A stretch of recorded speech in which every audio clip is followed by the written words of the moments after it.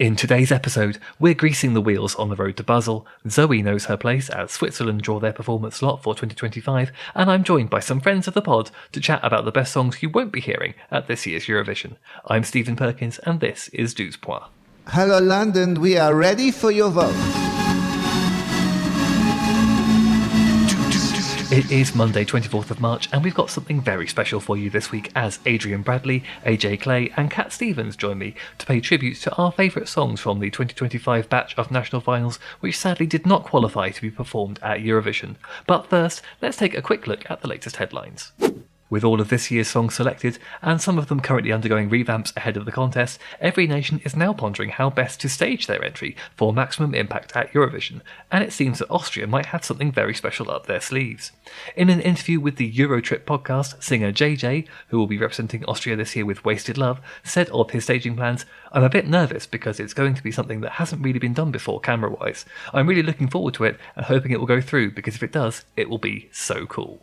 Meanwhile, if the lack of a strictly It Takes Two style companion show for Eurovision is a constant disappointment in your life, consider spending the next few months in Greece. Greek broadcaster ERT has announced a new show, Eurovision Weekly, which will air from Saturday 29th of March at 3 p.m. local time, hosted by Kelly Vrenaki, and featuring news, interviews and discussions in the run-up to this year's contest. The opening episode is set to feature an interview with Luxembourg's Laura Thorne and the music videos from Australia, Austria, Cyprus and Estonia. Finally, the draw for Switzerland's performance slot in this year's grand final has now taken place. While most countries in the contest take part in a draw to determine whether they will perform in the first or second half of any given show, with the producers then free to arrange the running order within those parameters as they see fit, it is traditional for the host nation, who of course qualify for the grand final automatically, to be assigned their performance position in a completely random draw. This year Switzerland have drawn performance position number 19, coincidentally the same number that co-host Ukraine drew in 2023. Now, not every song that gets entered into a contest to represent a nation at Eurovision is solid gold, as anyone who has ever put themselves through one of San Marino's national finals will tell you, many of them are in fact downright awful. But every year there are a handful of corkers that, for one reason or another, don't manage to triumph at their respective national finals, but are still worthy of being blasted loudly on repeat nonetheless, and 2025 was no exception. So this episode is a celebration of all of this year's most valiant failures. And I didn't just want this to be my personal favourites, so I invited some previous guests back onto the podcast to talk about some of theirs too. Joining me for today's very special episode, we have Adrian Bradley. Hello. We have Cat Stevens. Hi there. And we have AJ Clay. Hello. Thank you all so much for joining me on this episode. We are going to chat about the songs that we loved in the various national finals that, for whatever reason, didn't quite make it all the way to the end. This is basically, I'm not going to lie, this is basically an excuse for me to talk about the first one on this list, which I love so much. That's the whole reason you're all here, and I'm very, very sorry. So we are going to start with Christy Spiteri and Heaven Sent for Malta.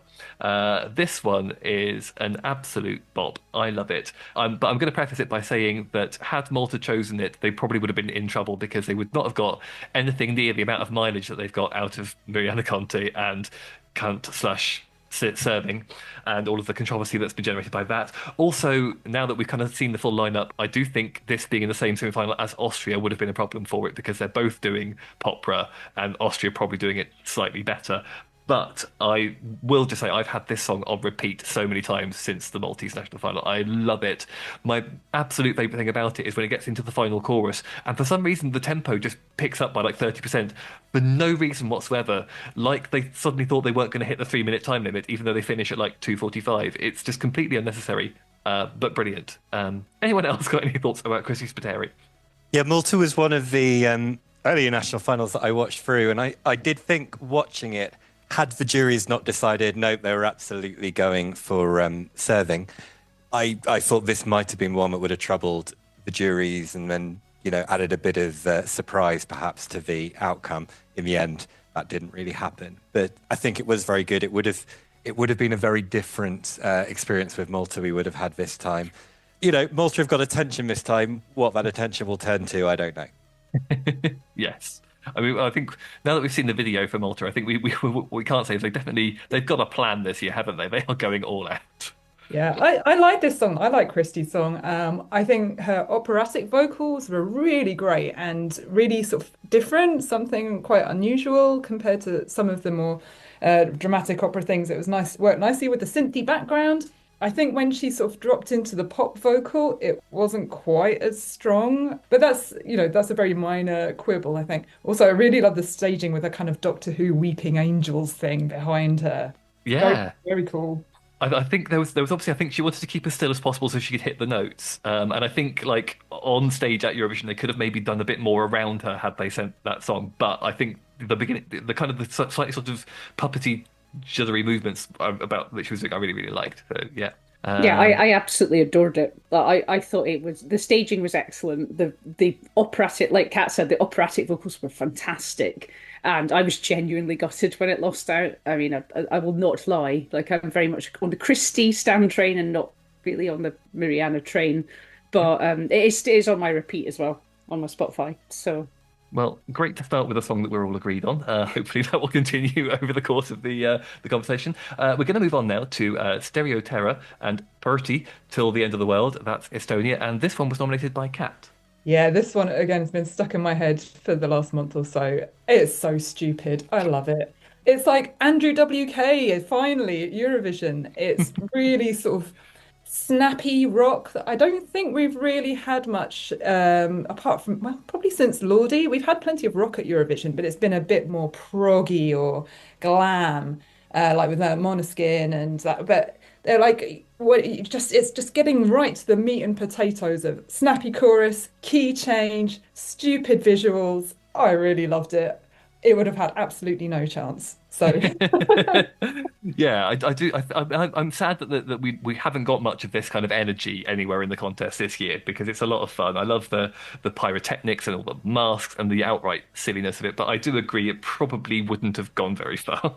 I just think that the best thing about it was Disco Pinhead. That's the only way I can describe him. But when Disco Pinhead turned up when they performed it live, I was like, this is, I don't know what this is, but I'm into it. That's my opinion. Okay, unless anyone has anything else to add, I feel like Disco Pinhead is the excellent place to end with that one. So, God, this is falling apart already. Brilliant. We're going to move on now to Meira Omar, Hush Hush. For this was in Melody Festival for Sweden, and this one was nominated by AJ. Yeah, I mean, just to preface with, I do really enjoy Kai, and I'm really glad that they won. But I am a sucker for a kind of sort of generic summery bop, and this was kind of the sort of ethno banger that my heart secretly yearned for. I think I really loved the staging, the beautiful Bollywood kind of costumes, and I believe it was Dari. It's like a dialect of Persian that's spoken in Afghanistan. That's the first time that's been used in a Eurovision song. So I'm always a sucker for it. New language has entered the chat. It was just very like an uncomplicated banger, catchy chorus. Everyone was doing the TikTok dance. It was all very like social media friendly. So that's why I liked it. Yeah, I think this was a lot of fun actually. This was very kind of Sertab vibes, and we used to kind of send at least sort of two songs like this to every Eurovision, and we don't have as many of them anymore. So it's nice to see this kind of song being represented a lot. And I feel maybe this is kind of. I thought this is maybe her at like 80% of her power, and maybe she'll come back, do Melfest again in a couple of years, and absolutely knock it out of the park. It's also done very well in Sweden. Like this was one of the songs that in the charts there after Melfest, after it was released, was getting a bit of momentum. It was obviously a little bit behind all the attention that was going on to Kai and Mons, but that maybe bodes well either for another chance at Eurovision at some point for this kind of music or for even this act, but also for Meira herself as well, because they could get a career out of that. So that probably will have been their aim out of Melfest this year, especially seeing the competition. So that's good for them. yeah, I like this too. I really love the staging, especially that really cool effect with kind of the mirrored table surface with the reflections going on. I thought it was really cool, really slinky. Weirdly reminded me of like Alexandra Burke somehow, and I mean that in Yeah. a complimentary way. Yeah, really kind of nailed the performance. Really strong there. When you said you really liked the effects of the staging, I thought maybe you meant the bit where the camera person fell over, but Yeah, that's going to go on the highlight reel, isn't it? Also, just while we're talking about Sweden, I do think what's really fun is that we all basically had carte blanche to nominate any song that was in the national final and didn't win, and none of us nominated Måns Zelmerlöw. Like, considering that, like, Awkward. I was also just thinking that because I was looking at the list and thinking, I'm like, you know what? Like, I wouldn't have been mad if it had won, but it's not going to be one that I would go out of my way to go and listen to now. So yeah, that's why it's not on my list. I that's the think thing. it's just very meh. Yeah, it's Mevolution. Sorry, I've done that gag before. I do apologize. But yeah, I mean, considering that that's the song that was touted as winning the whole thing, like all of a couple of weeks ago, and then suddenly it's like we're sat here talking about the all surrounds. It's not even on the list, and amuses me a lot. So yes, let's move on next to we're going to Ireland. This one's one of mine, Bobby Arlo and Power Play. I'm going to preface this like I will do with a couple of my picks by saying that the live performance wasn't great, but that I really enjoyed the studio version of it, and so I'm basing my opinion slightly more on that. This one, there's real kind of powerful '90s energy about it. It feels, and again I mean this in a very complimentary way, like kind of late '90s Kylie Minogue B-side. And Kylie was doing some great B-sides in the late '90s, so that's not a criticism from me at all. And I do kind of think that, you hear this in a club, it would go off, and that you could pop, much in the same way that there was a massive kind of upgrade from the Late Late Show to Eurovision for Bambi last year. I think you could have done so much with this, a bit more time to hone the vocals, bit more time to hone the performance, and it could have done really, really well. But I did think, possibly on the night it was a little bit shaky. I agree about the nightclub vibes. I could totally see this going off in the goth club in Nottingham at like 11:30. Everyone's got the snake bite on the go. 45-year-old goths in new rocks are doing the geometrical dance. I'm there. I'm just, yeah, transported. I really liked the kind of industrial banger vibes that it had going on. I've seen a lot of this, like, music's been kind of creeping into the computer games that I've been playing weirdly, and it's very kind of that kind of like gothy, and I really liked that. It kind of just made me go, yeah, I do want to go to a goth club and kick off. Absolutely. Excellent. Well, then let's move on. The next one's coming from Adrian, and this is a Norwegian entry, Sondre and Vagabond. Yeah, I really enjoyed the Norway final actually, and there were a number of good songs, and I think it was probably clear that Lightning was their favourite to win. But this really impressed me. This kind of stood out as a sort of song that I would hear on the radio right now. It would be the sort of song I would love Norway to send to Eurovision. I thought Sondre sang it brilliantly. It had a good hook to it. I really enjoyed it. Yeah, I really liked it as well, and I think, and I'm going to be careful about how I phrase this. I think it wasn't very Eurovision, but again, I mean that in kind of a good way. I don't know how well it would have done at the contest, but as a song in its own right, I think it absolutely holds up. I think it's got so much in its corner, so much that's great about it, and like you said, his performance was excellent. So I would have been really intrigued if they had picked this just to see how it would have done, because I was sort of thinking I don't necessarily know who's voting for this, but it is a really good song. Yeah, completely agree. And again, if we go back and look at how Germany did last year, there is an audience at Eurovision for that kind of well sung, slightly more kind of ballady, but not ballady. I don't really know how to describe it, but that sort of slightly alternative approach to music. There's an audience for it, and people do vote for it. So maybe we will start to see that soon. Yeah, definitely. I think there's, we're already seeing, I think this year some unusual choices being made at national finals, and I'm all for that. I'm all for kind of, the disruptors at Eurovision. I think there's a lot of potential there. Let's move on to one that I'm going to apologise in advance for my pronunciation of the of the act's name. Svada and Nixos, Lusterka from Poland, and this one's one of Cats. Yeah, we're back in the goth club again. But I'm really here for it, and it is going more into the industrial techno vibes a little bit. I mean, it fits really nicely in my running playlist, right between Marie Davidson and Charlotte de Witt, like sort of the big European, no nonsense techno women, and this like brilliant haunted, dark, warpy. Chanting. I would definitely pay a tenner on the door to see this at the Cavendish Arms on a Tuesday night. I just really love it. It's one of my favorites from the entire contest this year. I absolutely love I absolutely love when a country takes risks, and that's what that feels like. It's so like unusual. I just love an unusual entry that stands out, and Lusterka's definitely that. Yeah, Definitely, when I was watching it, I was just thinking, God, this goes so hard, so quickly, but it's also got this really lovely kind of slightly haunting quality about it. There has these little moments of gentleness, which I find melodically really exciting, and I think had it gone to Eurovision, had it gone through, I think the juries would have actually responded really well to this one.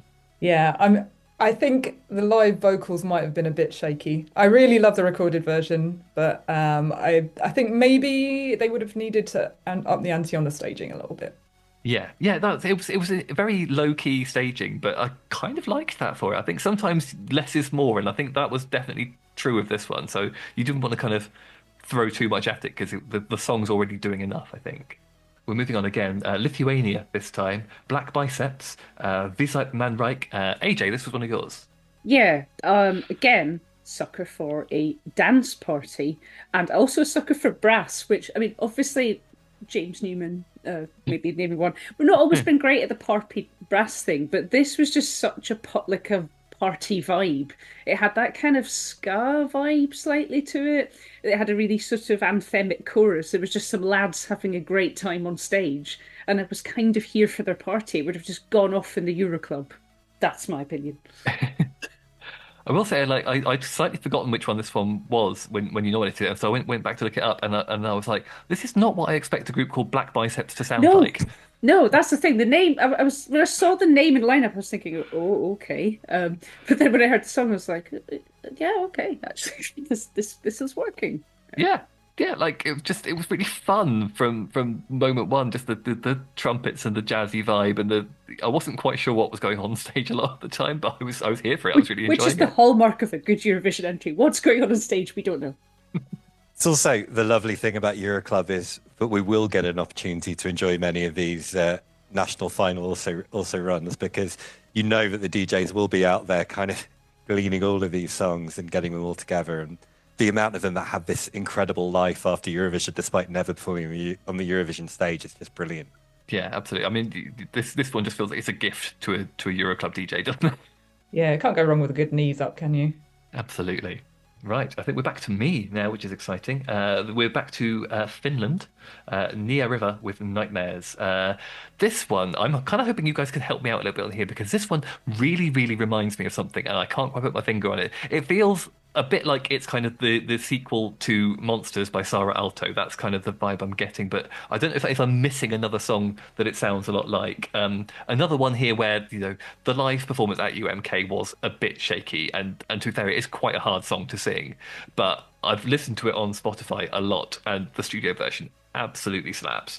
And again, this one feels like it's another real indication of someone here who's kind of in the early stages of having a go at representing their country at Eurovision, and give them a couple of years and they could come back with something absolutely incredible. So I'm kind of prefacing all with that, but it's a song I really enjoy on its own terms as a solid dance bop, if slightly derivative. Yeah, I think I also got a little bit of a Monsters vibe from it as well. We're talking more about Finland later, and I think it was a nicely strong final. So I think we know Finland are desperate to win it, and it does feel like it's a matter of when, not if. It's coming soon. They're really working very hard on it. Just a little thing on their show, having the English language commentator straight from the beginning as well. That was is it Wiley? Sorry. Yeah. Yes, Wiley, yeah. Having the English language commentator that was a Wiley staff member that kind of works on it really made it so much more accessible internationally. It was one of my favourite national finals to enjoy as well. So that really helped. And yeah, there was so much strong in it, but I'll probably save more on Finland until we get a bit later on. Yeah, no, I liked it. It felt like every dance banger from the 90s. Like, it did remind me of something, but I don't know what. But every dance banger, that's it. Maybe it was just a little bit of everything. Yeah. Yeah, I was getting Cascada vibes. Oh, yes. A little bit of Tiesto, maybe. Oh, yeah. Yeah. But it feels like there's been quite a bit of trancey direction going on this year. I'm here for that. Absolutely here for that. And I really loved her outfit as well, like General Zod from Superman, Forbidden Zone, in with all the spikes, my memory palace or whatever it is in Superman, I can't remember. But the evil version of that. Yeah, really great. Yeah, definitely. Like I said, I think there's a lot of potential with Nia there for future entrants. And like Aid said, I mean, there's Finland's overall consistency was so strong. There's so much good stuff in there, and so yeah, I really think that they're hungry for another win, which is absolutely great.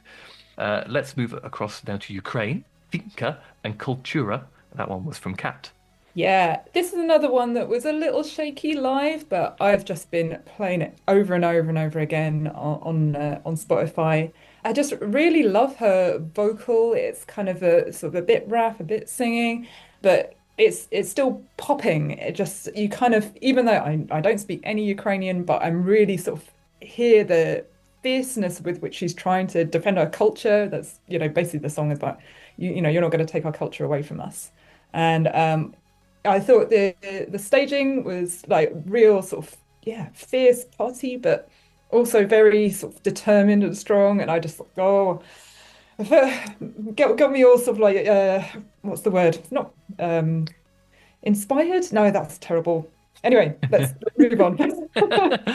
I was just thinking actually, this is a great example, I think, of how you can go to Eurovision and be political, but without being like really on the nose political about it, and that's what I really liked about this one, and the performance. Oh, sorry.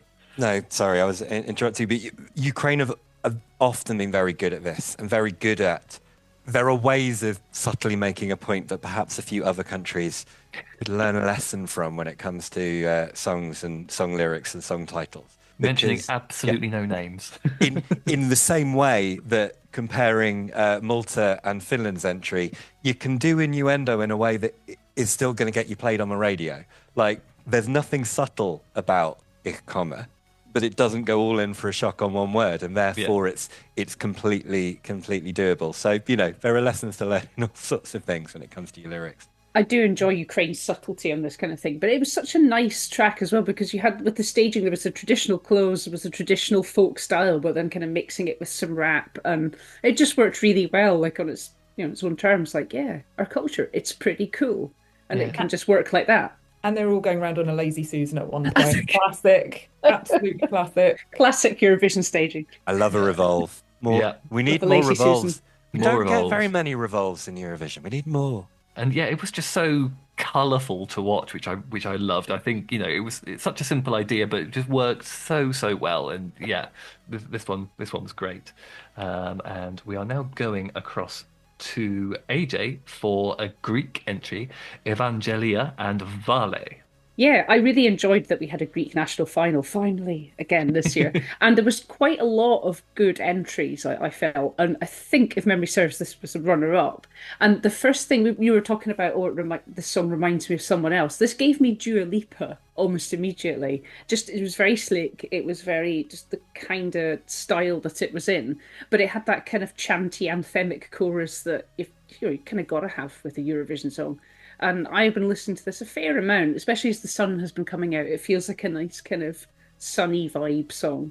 Yeah, I think this one was one where, again, it just absolutely hits the ground running, doesn't it? It just starts and there's no messing about with this one. A really, really like impactful performance. I thought she had such incredible stage presence. And like, I was, not to draw too many constant parallels to other kind of Eurovision performers from the same countries, but I was watching it going, oh, this is very kind of Marina Satti, just kind of owning it from the word go, and a call and response part to it, which I always enjoy, and one where it was delivered with enough confidence that you genuinely believe the audience would have picked that up and run with it in Basel had it got through. And so yeah, this one I really enjoyed. Just really kind of very well structured pop song, really well performed. Just really, I couldn't find fault with it at all. Yeah, I like it better than what Greece have actually sent. I don't mind what they've sent, but I think that we could have done with a bop. Yeah, I mean, I should preface with saying that we're not here to say that these songs are the ones that should have won their national finals. These are just ones that we're saying that have amazing qualities, and it's a shame that they couldn't have won this time. But I do kind of agree. I do think maybe this one would have been the better option, and it's not that I dislike what they've sent, but I do think there's that risk of getting a little bit buried, and this one would have stood out a lot more. I think now that we've seen the full field pretty much. And we're back to me. How exciting. This one, we're back, as teased earlier, we're back in Finland with Goldilocks and Made Of.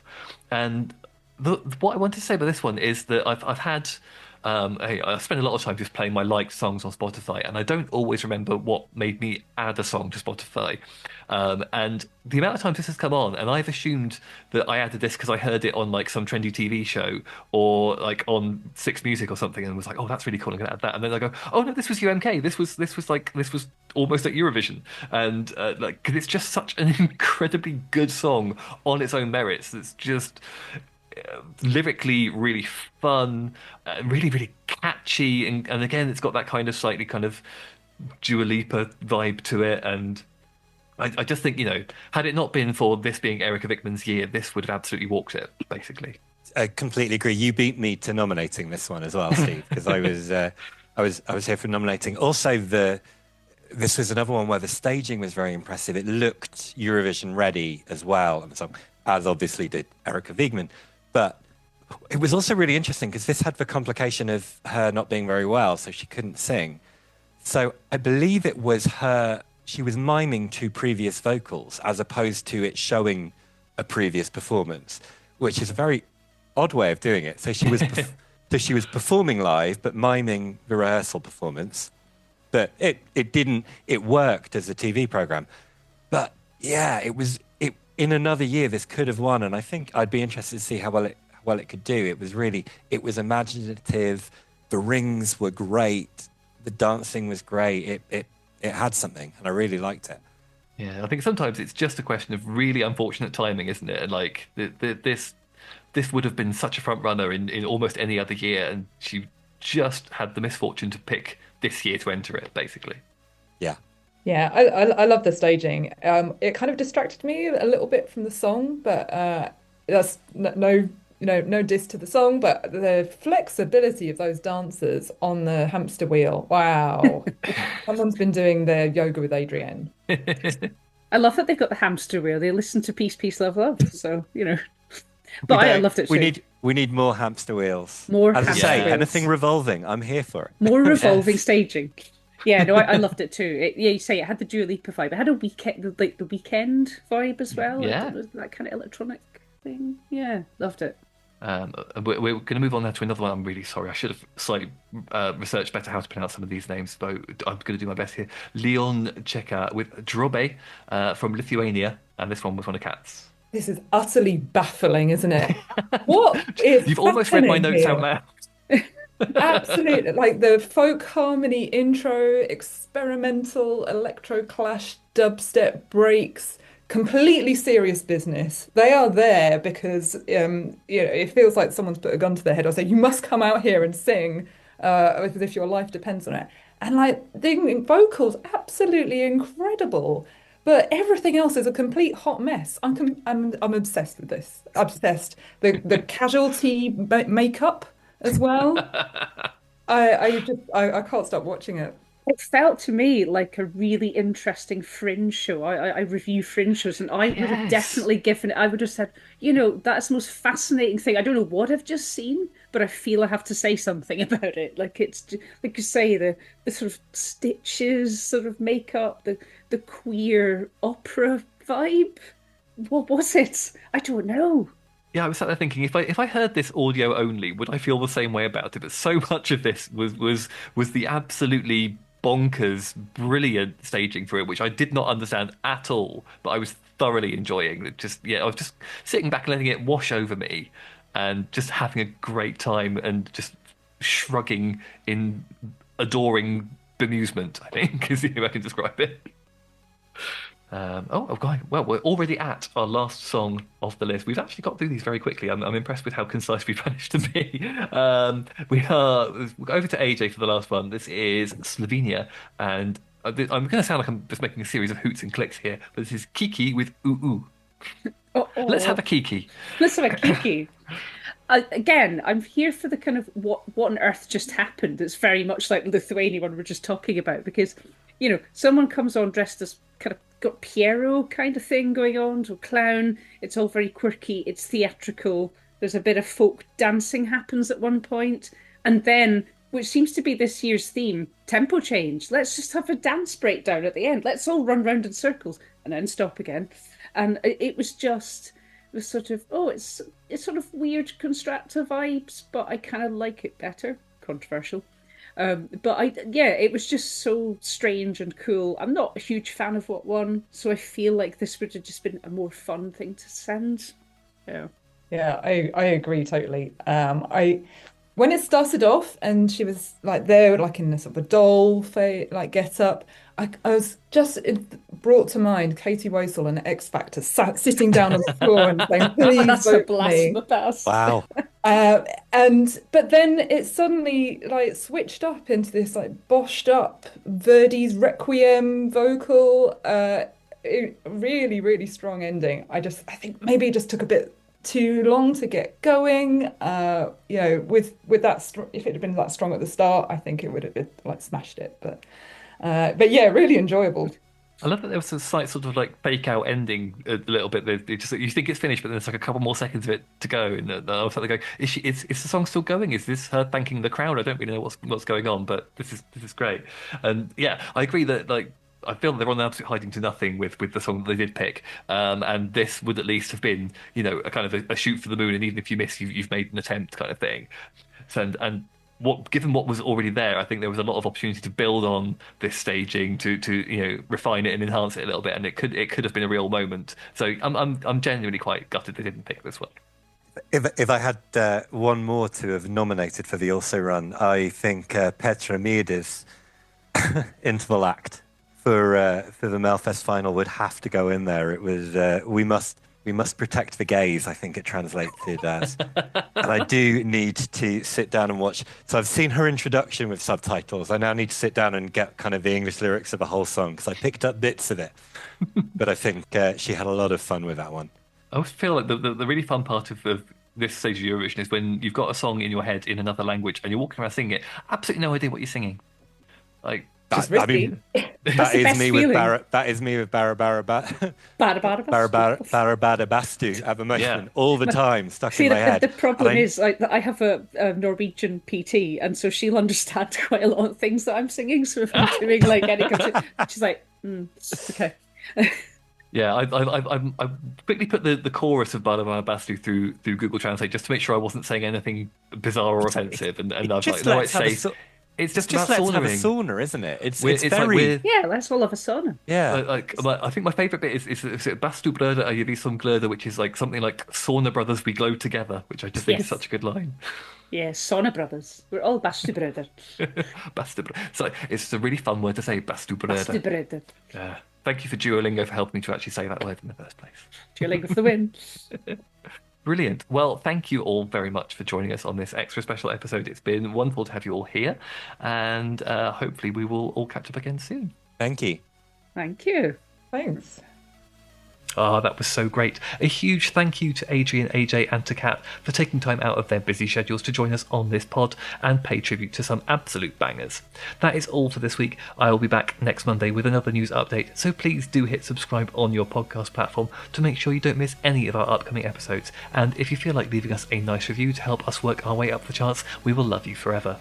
Until next time, good night Europe and good morning Australia.